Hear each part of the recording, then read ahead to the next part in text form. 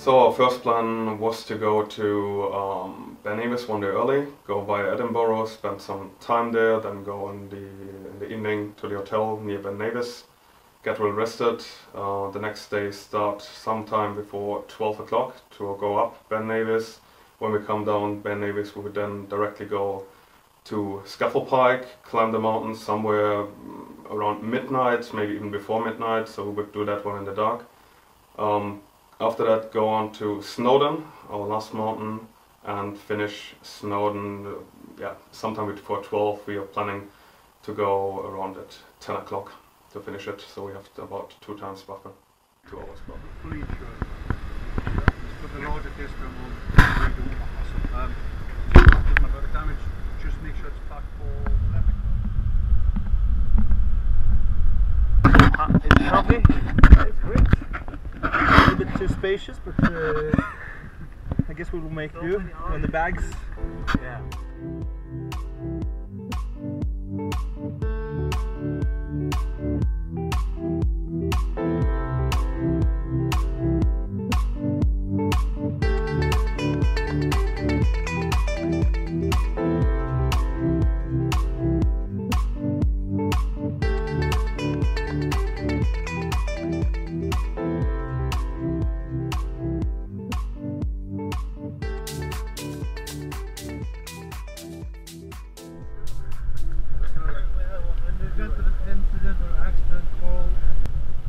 Don't go too far.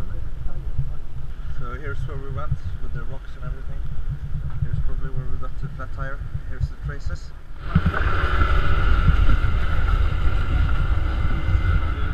Oh my god. Speak again, sir. I'm too tired. That's fine. It's pretty sweet.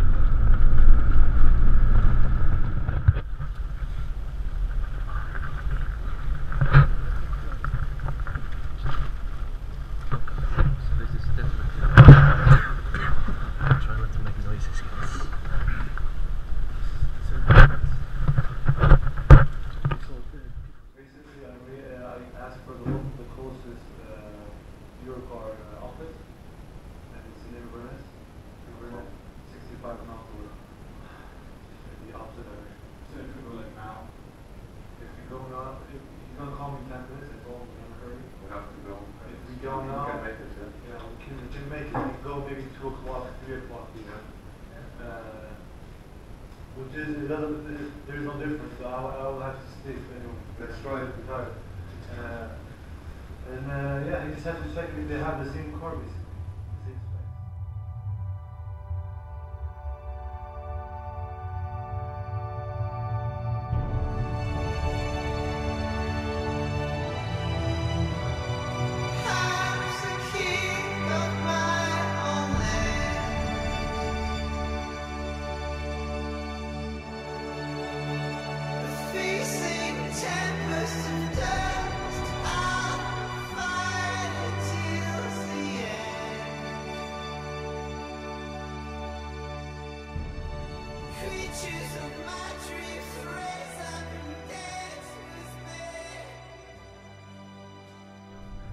Basically, yesterday at approximately 10 p.m. We hit a pit hole basically that ended up with 2 flat tires, and ended up with us having to call a tow truck to pick us up, and and it was 57 or 75 minutes away from us, so we basically had to sit in the freezing car for at least 1.5 hours before the towing truck came. So we arrived at a hostel midnight almost, and now we're sitting in our car again with 1 spare tire and 1 fixed tire on our ways to Inverness airport to get a new car basically. This delays us how much? This will delay us maybe 2 hours, 2.5. The plan was to start the expedition at noon, and now we won't be able to do it before the earliest, maybe 2 o'clock. Realistically, maybe 3 o'clock. So let's hope the weather is nice. So let's hope it remains the Nevis. So we're actually leaving Ben Nevis to come back to Ben Nevis. Drove for almost 2 hours to Inverness airport and we forgot to fill up the tank, so we have to go back to Inverness. It's like 7 miles to fill up the car. Another juicy delay. Don't like that, man. Not for a No, we just stopped at a gas station. They don't have any fuel. What are the odds? So we're at day 1. The challenge has not started yet. It's about 2 o'clock, 3 o'clock almost. We just picked up the car and we're now eating. We didn't have a proper meal yet, so we're kind of feeling tired. And so we're gonna have some good and warm food, and then it's about a 2-hour drive to Ben Nevis, and I will start as soon as possible. It's getting quite late. I think we might come back from Ben Nevis with darkness. We have to deal with that, I guess. So yeah, we'll keep you updated. The sun is already setting. We have maybe 1.5 hour daylight. So about an hour after it got dark and we were using our torches, we lost the path. And so we thought we were lost for some time, but luckily we had a map and we could still see the village where we came from, so we could orient and we could find our way to the top. I guess who's at the top?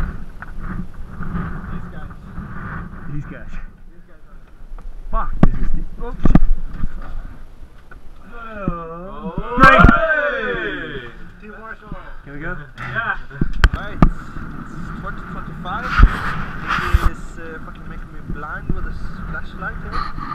But apart from that, I think the morale in the group is quite good. I think when we hit the lake, when the wall comes flat. What's the time? Anyone got the Björn, watch? how long did it take? 5 hours about. On the other one, that's why he fucked up the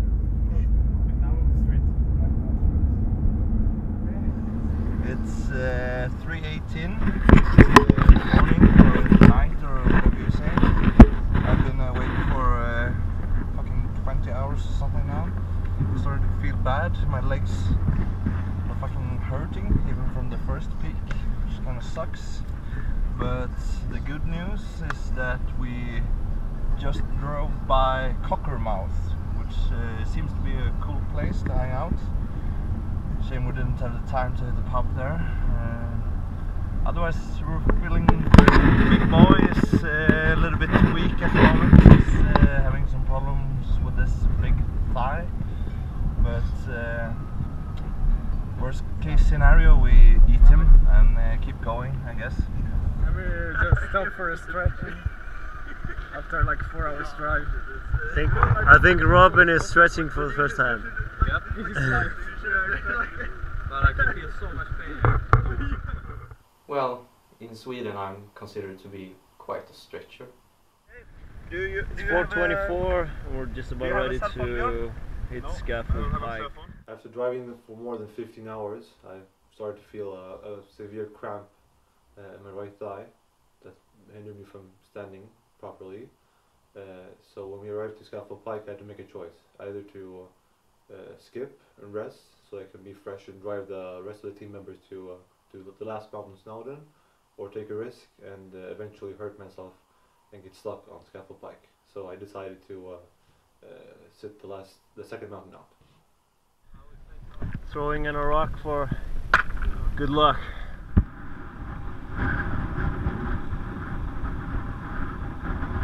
What time is it? We blasted this week, just saying. Alright, we're at the top. What was it? 1 hour 59 minutes.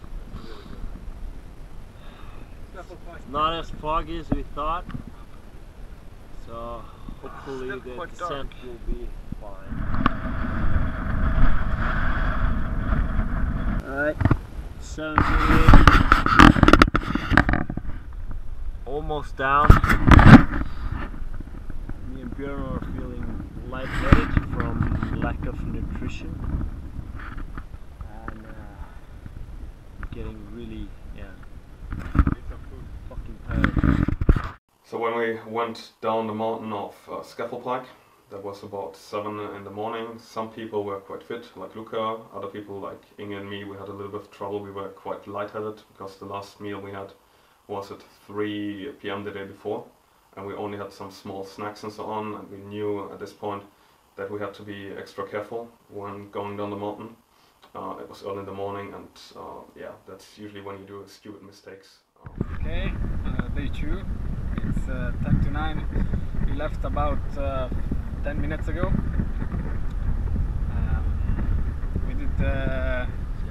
We did the Scaffoldpike. We climbed up in 1:59 and went down in a little bit more than 2 hours.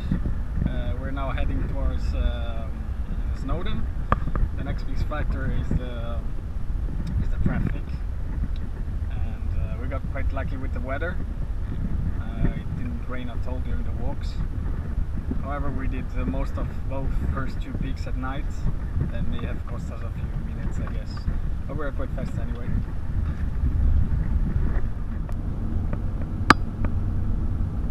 Alright, it's 12:14. What, 12 burgers? Moral is high. Fuck McDonald's. This guy doesn't like McDonald's. Me neither, but I'm fucking hungry. First meal in what, 16 hours, 17 hours? The last one was 21 hours ago. The last real meal. We had a burger 21 hours ago. And it's just protein bars or shit. 1 hour to Snowdon. We're basically gonna run for it. So Snowdon was the first time our equipment was actually tested. It was the first time it started raining and it was very windy. So it was started feeling very cold, but we didn't really care because the legs and knees were hurting that much. Snowdon, all its glory. It's nice. It's really cool. Come on, Robert! Beautiful well, man. I can't let go of my hands. Well.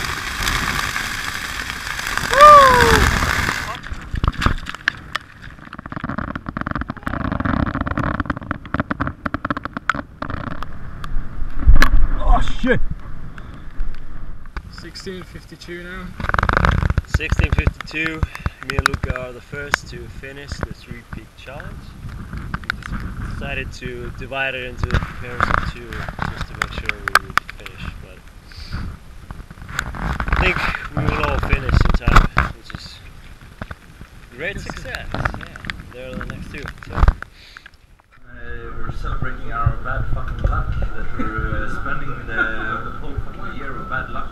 At least. We short read challenge. Get into the car. We take our clothes. We change. We're all happy, and we have a nice hot chocolate to warm up. We get to the car. We try to start it, and the car says service theft. Some bullshit, some kind of safety system. So the car doesn't start. We call the rental company. They send a company that has to take care of the car. They cannot fix it. So what's gonna happen probably is that they're gonna send a truck. We're gonna load the car into the truck, and the truck can bring 4 people, and they're gonna send us to Newcastle. Probably the other 2 people will go with a taxi, or maybe they will try to find another rental car, but maybe they cannot find that in Wales, so they're gonna send us to some place to get a rental car and to get home. And now we have to wait 2 hours, so we're having a few. What time is it now? 2022. It's 2022, just saying. And we have been up, let's say we haven't had proper sleep since 9 in the morning yesterday. Yes. So the funny thing here is that we've gone through 2 cars in 2 days. The lucky thing is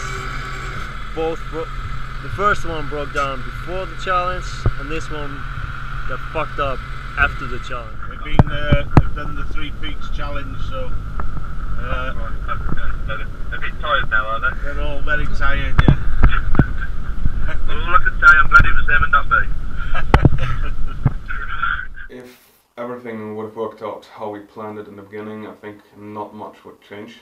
We had a lot of risks. We had like the car incident, the 2 car incidents, but nonetheless I think the motivation and the team spirit was excellent during the whole tour, and we had some people that sometimes were a little bit behind, but we had other people that pushed again, and it was changing all the time, and we kept it pushing forward, and I think we could have not done much better with the minimum of training we had before we went up the mountain. So I think I'm quite happy that we did it this way.